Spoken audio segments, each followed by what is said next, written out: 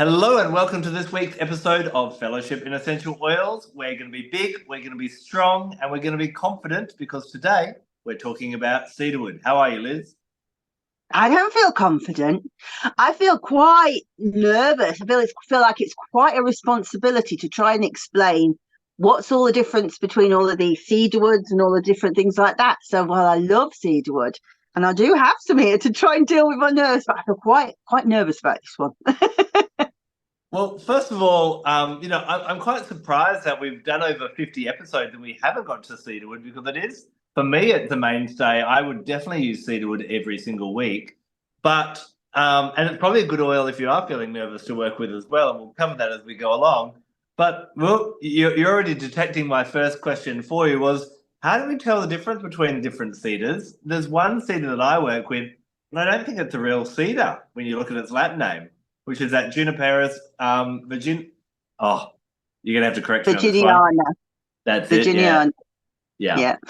So Virginian cedarwood, or sometimes Texan cedarwood. Is that right? yeah. I've not normally heard it called Virginian. Yeah, Yeah. So cedarwood Virginian is what I call it. Yeah. So, but yeah, you're quite right. It's not a cedar. And the answer is that apart from looking at the Latin name, I don't know. Over the years, I've questioned it a lot. Like, I thought, well, maybe it's because they've all got cedrine in. But when I've looked, actually, the true cedar ones don't actually have that much cedrine in them. So no, I've come to the conclusion it's because they have fragrant woods, mm. and that they used as burnt offerings. And so probably I would say because we're jumping way ahead, but there's lots, as you say, there's lots of different trees that are used as cedars. The only true cedars are cedarwood deodara, and also Atlas cedarwood that I can think of. They are Cedrus genus from the pine family, Pinaceae family. The rest are Cupressus, so they belong to the cypress family, but they're usually junipers. So, I mean, that's just so confusing. But the important thing to know is that they have smelly wood. And the word cedar itself comes from the Greek word tower.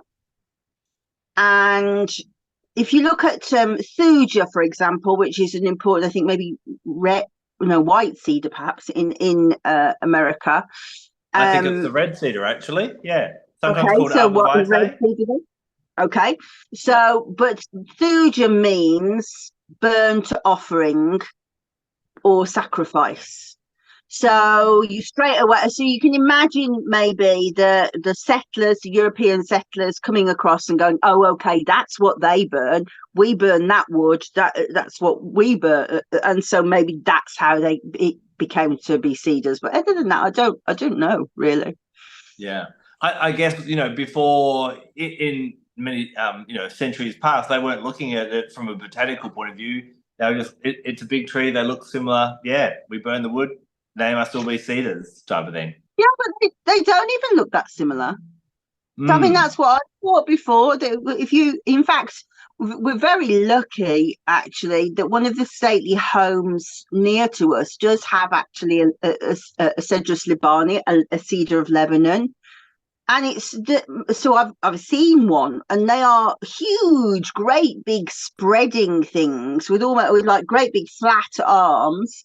Well, the junipers don't grow like that. They're almost like they've got like feathery, spindly, very different. So I don't Mm. think it's even that, because I wondered if it was that to begin with. Yeah. Yeah, true, true. So I personally work mainly with Virginian cedarwood, but I also do have Atlas cedar, and I use that kind of as my secondary one, and I love the aroma of that. I can't get enough of that one. What about yourself? Which cedars do you tend to use for yourself and for in your practice?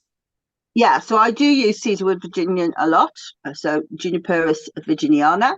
I really like cedarwood Cedrus deodara, which is a cedar, but it comes from India and Pakistan. usually. I do have Atlas cedarwood, and there are reasons not to have Atlas cedarwood, but I will explain what those are in a minute. But I do have Atlas cedarwood when I'm using it for people who've got really bad nervous dispositions, and also as like a sacred one. So I don't use it very much for like skin and things like that.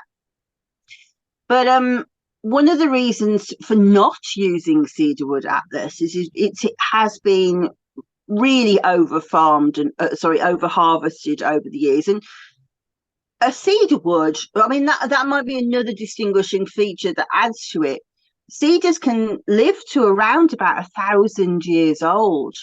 And so to harvest a tree and then not replace it, which is what happened in antiquity, we haven't caught up yet. So that is a dwindling amount.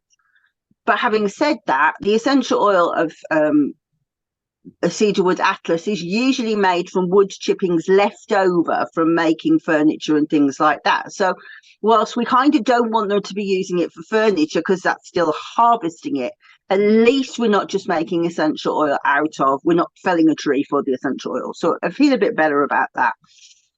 But yeah, it's certainly, you shouldn't be your first option to go to. But having said that, chemically, it's around about 90 to 95% sesquiterpenes. And so there's very little that compares how sesquiterpenes pass through the blood-brain barrier. So they do work absolutely within the brain, in the blood, in the brain, to calm the brain. And we have, in 2015, it was proven that it would work as a very good painkiller, post-operative painkiller, because of the way that it acted on the brain. It worked on the descending pain signaling through, and I can't even, there's so many different proofs that I can't even remember them. So so many different pathways. So the opioidergic, which is what we use opioids for, serotonergic, noradrenergic, and the dopamine pathways. So all of those, then also separate to that, on anti-inflammatory pathways too. So it is important, but it definitely, if you're just thinking, oh, I just want to put it into a diffuser and I want to feel calmer, then you can use a different one. But if you've got somebody who's really poorly, like I have at the moment, who really needs that extra help with the pain killing, then Atlas cedarwood would be the better one to go for. Yeah. So would you find your everyday cedar would be your Virginian cedarwood? Virginian, yeah, for me, yeah. Now, one thing I've read it once upon a time, and I can't find the study again, that the inhalation of cedar can actually help to increase levels of GABA. Have you? Well, I would say that was I would say that's certainly true, and the reason for that is because it's proven that inhaling essential oils increases levels of GABA.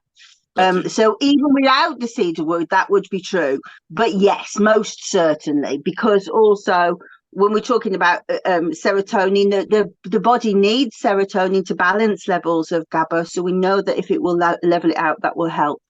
And it is the body's calming neurotransmitter. So even without looking for medical evidence, I would say that that's got to be true, I would say. Yeah. And it is the medicine, the oldest plant medicine that we know about, actually. So it's mentioned in the Epic of Gilgamesh, which dates to around about 2100 BC. I should say 2100 BCE, before Common Era, because he talks about Noah, and also Gilgamesh himself goes off, and he goes off on a pilgrimage, and he wants to build himself a palace. And he builds this palace. He goes to the forest of cedars, which is a magical forest where gods live. And he takes some of the wood, and he builds his palace entirely from wood, and it's said that the gods are pleased. We also hear in the Bible that Noah offered an offering of cedar and myrtle to thank Noah, God for saving his life. And actually, the Epic of Gilgamesh also talks about flood as well. King Solomon, when he made his palace, his temple, that's what I'm trying to say, he made it of stone, but he covered it inside and out with cedar wood. And cedars grow so tall, so straight, so it made them really attractive commodities for the ancient world.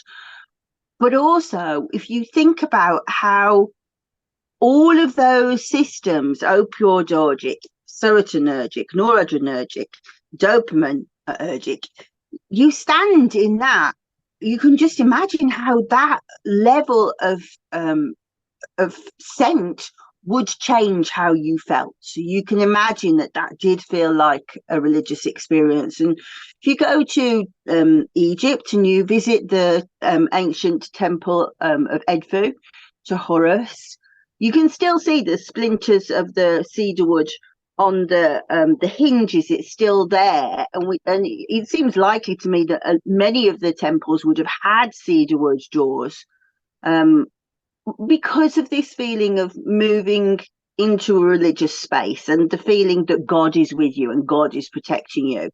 But also, if you look at many different cultures, particularly Native American cultures, there's this idea that not only do gods live in cedarwood, but the ancestors also live in cedarwood. And so this idea of worshipping ancestors is a great wood, but oil to use for any kind of connection to the ancestors.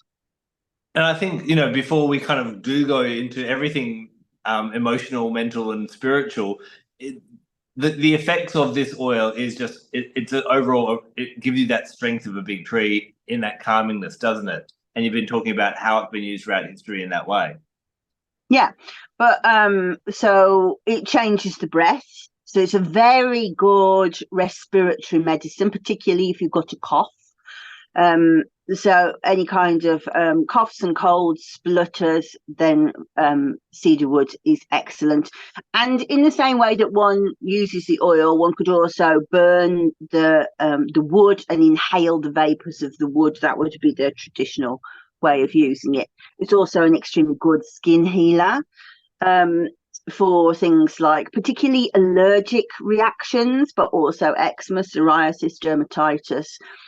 For obvious reasons, because of the way we've talked about how it affects the nervous system, anything to do with a stress-related condition, cedar would be fantastic. Because I do think that it really alleviates feelings of like negative thoughts, but also instills hope. So if somebody's really getting bogged down and you start to see it playing out on their skin, then it's an excellent one to use. Lots of evidence of how it works as an anti-inflammatory, so things like rheumatism, arthritis. You could use it in so many different ways, and it's not really it's a ecologically expensive oil, the Atlas cedarwood, but actually financially it's not. If you're going for one of the juniperus or a deodara that we've got plenty of resources for, it's not an expensive oil to use. Another reason why it was used in mummification and spiritual practice is not necessarily spiritual. So it's water repellent, so very good for making boats. It's insecticide, it's anti-fungicide. So all of these things that you wanted to protect the mummy from, cedarwood was really useful for that.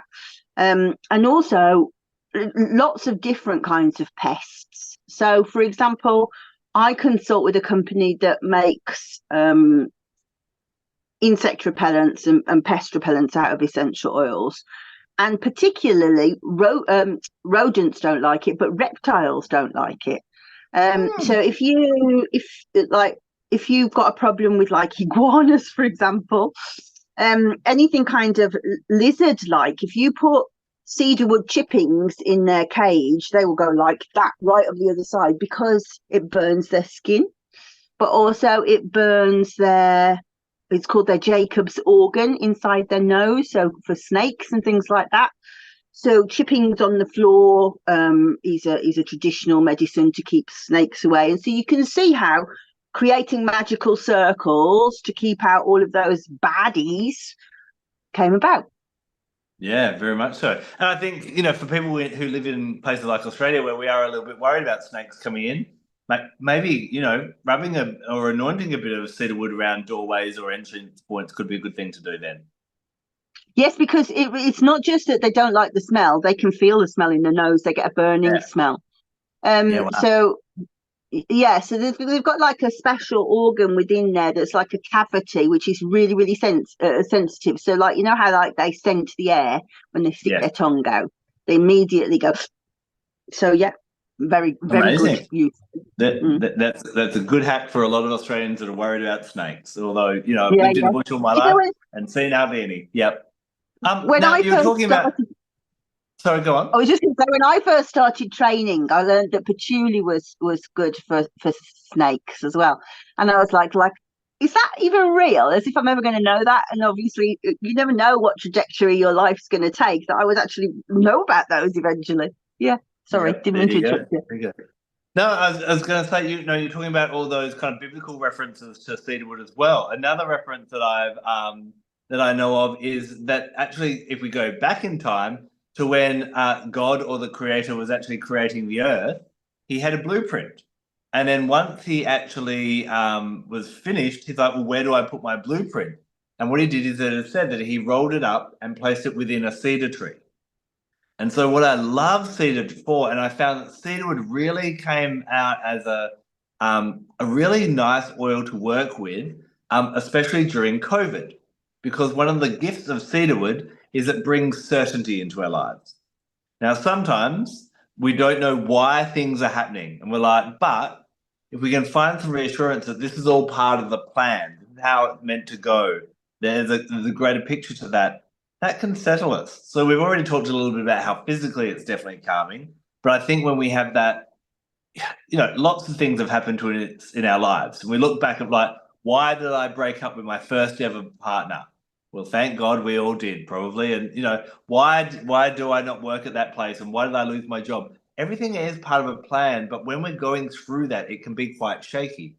And cedarwood's a really great comforting oil to physiologically calm us, but also on a more spiritual level, go, maybe this is just part of the plan. And as I connect with cedarwood, I connect with the bigger picture, the bigger plan, and can find more peace in that and more comfort in that rather than kind of making this a tumultuous time. I think that's really salient. And do you in Australia have the program Welcome to Wrexham? Not that I know of. Okay, so Welcome to Wrexham is about Wrexham football team, and what's interesting about Wrexham football team is Ryan Reynolds and Rob McElhaney own it. So it's tremendous. I'll give it a bit of a plug. It's on Netflix. It's one of my favourite programmes to watch because it's a bit about football, but mainly it's about the people in the community. And in this week's episode, they were talking to the trainer, the coach, and he was talking about the qualities of a successful player, and particularly a successful goalkeeper, I guess, in the context of where it was in the programme. And he was saying that one of the most important qualities is one's ability to be able to deal with uncertainty. And I thought that really kind of resonated with me, because I was like, you know, I deal with people who are nervous all of the time, but that jump from to be successful, one has to learn to be comfortable with uncertainty. That is really quite right. It's a cedarwood quality, isn't it? Of just I think if you like look at a cedarwood person, yes, they're big blokes usually, but they just kind of, they're not showing off. They're not like taking over the conversation. They're just the quiet blokes in the background that probably, if you went, I've got a problem, I know who I'll talk to. You know, it's those kind of quiet, dependable types that you can really rely on. It's a very cedarwood thing.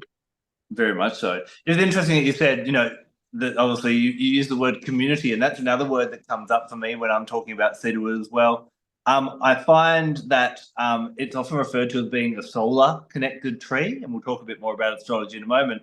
But I find that it can really help to ground you and give you confidence in the public arena when you're out in the world and around people. And I find this is a really beautiful oil for anyone who does feel a bit of social anxiety or has kind of this feeling that when I am in a community, I lose myself. Now, that may be, a community group or a family, but sometimes we just feel like in a small gathering, we go out with friends and we lose who we are.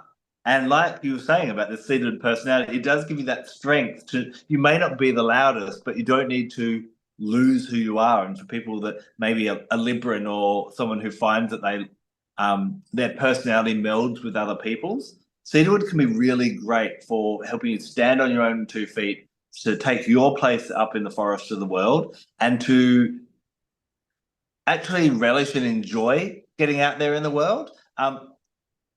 As I'm talking, I'm kind of thinking how I quite like juniper berry essential oil for helping empaths who get overwhelmed, to help them metabolize the poison of the emotional energy they take on. And now I'm kind of thinking of the wood of the Virginian cedarwood, being a juniper as well, can also help empaths to stand tall when they are out in the world rather than hiding from the world. Does that make sense? Yeah, entirely. And it goes back to this protective circle, Yeah. that you just, it is a cleansing oil. It's a purification oil. On that note, so I saw a smashing meme on Facebook yesterday, and it said, walk into a room as if the ancestors sent you. And I was like, that's a cedarwood statement. Very you much so. Very you much know, so. I've got things to say. You might not understand them, but I know there's wisdom in them. Do you know? Walk into the room like the ancestors sent you. Yeah. And I found in such as Celtic mythology, where they kind of talk a lot about all the big trees and that type of thing. Cedar has often been attributed to being connected to the sun. So I think it's not only just about that quiet confidence of being able to step into a room or be in a gathering or amongst a community, but also that your light doesn't get dimmed by when you work with cedarwood. It really helps you to shine your light in that kind of gloating or non-egotistical way. Do you know what I mean? Yes, entirely. The ancient Egyptians, it's cedarwood kind of comes up almost in every myth. If you look for it, it's there, particularly involved with Osiris. And I'll try and explain ancient Egyptian myth as easily as I can, because we don't want a long video. But so the reason that the pharaoh was revered was that he was a divine being on this earth. He was a living god, and that was because he would join with Osiris during the night, and he and Osiris would travel in the solar barge through the Amduat, which was the land of the dead, and he would meet with Osiris, with the sun god Re, and ensure that the sun rose again each day. And the solar barge, there's lots been found around temples, around pyramids, and they're always made of cedar. So these cedarwood barges were involved in ensuring that tomorrow's another day. That idea of hope and and reliability, that the sun would turn up, because that's a big thing in sun mythology. This idea that you can pretty much work out where the sun's going to rise, where the sun's going to set, where it will be at lunchtime. That's how you set the clock.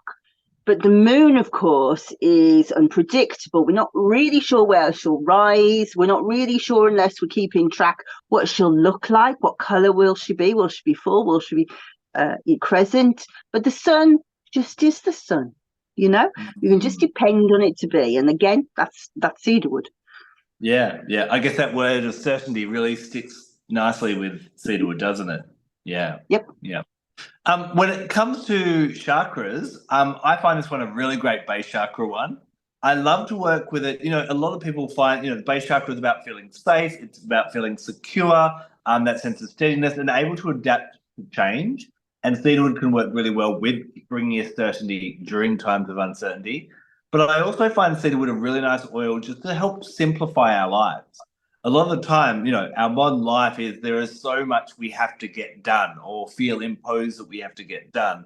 And cedarwood is a really nice one to start working with, meditating with, using in your life when you just go, how do I simplify here? What needs to go? What am I doing? What running around is excessive or unbeneficial for my overall main well-being? So in that base chakra manner, it really is great in kind of bringing that groundedness and bring that sense of safety and security by just cutting off the excess.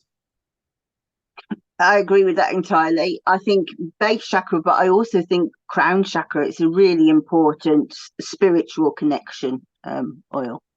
Yeah, that makes sense. And astrologically, would you link it to the sun, or is there another planet that sings out to you as well?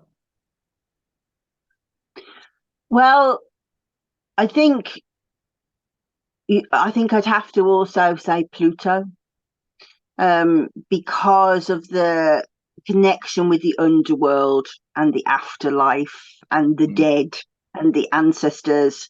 But also, if somebody, I think that we all, I haven't said it, and perhaps I should. It's a really good oil for sexuality, not necessarily like the headiness of things like jasmine, patchouli, but it's very good for if you can't focus because your mind keeps going off on negative tangents.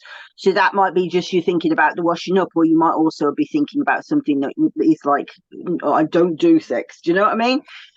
All of those things are really well helped, and those are Plutonian too. So, and also, again, didn't say it, but you could use it for things like genitourinary infections. It wouldn't be the first one I'd go for. Funnily enough, I would go for cypresses and junipers. So that probably says cedarwood Virginia is probably better than Atlas. But UTIs, again, that's Plutonian as well. So as we kind of wrap up this episode and people may be inspired to, oh, I need to go get some cedar, what would you recommend everyone grab some Virginia for their everyday kind of cedarwood and then maybe some Atlas for those special occasions? Would that kind of be your main cedarwood repertoire? Yeah, I would say go shopping and buy either Virginia or Deodara. If you have a situation where you have got somebody who is in acute pain, or you really do want to use it as a special, like anointing oil, and it's not for anything else, or you've got somebody who's got really acute anxiety, not just nervousness, anxiety, then you go and buy the Atlas. But don't just have it for the sake of having it. There are special reasons to use it. And I guess at this point, you did mention it before that not only cedarwood, but, sandalwood, hinoki, a lot of our wood oils are the byproduct of furniture or lumber industries.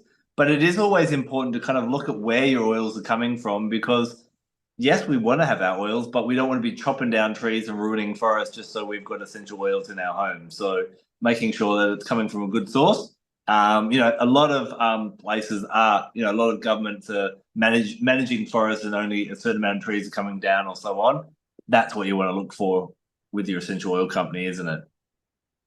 Yeah, and I think probably cedarwood is probably the most cautionary tale. So in the time of the ancients, I think it was Pliny wrote that the cedars of Lebanon, that forest was stretched for miles and miles and miles. When it was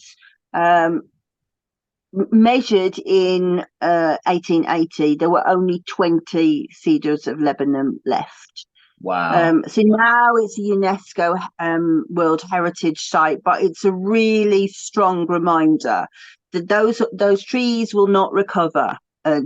So it's not just 1,000 years of history in one felling. Do you really want to take responsibility for that? So yeah, don't just grab the Atlas cedar for no reason. It's an emergency thing or a sacred thing. Very much so. Well, thank you very much for joining us for another week of Fellowship in Essential Oils. I hope we've delighted you and given you a few extra facts about cedarwood so you're inspired to use yours again. We'll be back next week when we explore another one of Mother Nature's beautiful gifts. Until then, take care. Bye-bye.